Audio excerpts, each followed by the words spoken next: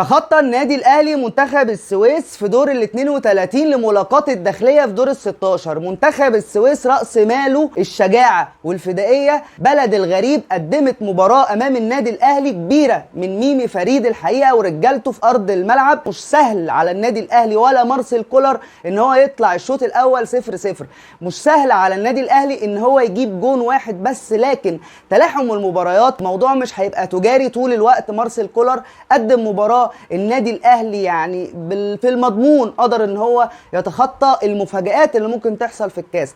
لكن الشوط الاول كان عباره عن دييجو ارماندو حسين الشحات. حسين الشحات قلب على مارادونا، قلب على ميسي، ما تعرفش ايه اللي حاصل له. تغييرات اضافت للنادي الاهلي قفشه لما نزل، والقندوسي لما نزل، واحمد عبد القادر. قفشه مسك الملعب شويه، حرك الدنيا، حاول النادي الاهلي يوصل. ميمي فريد بيلعب 5-5-5 اللي هو احنا كلنا ورا الكوره، 20 واحد واحنا ورا الكوره.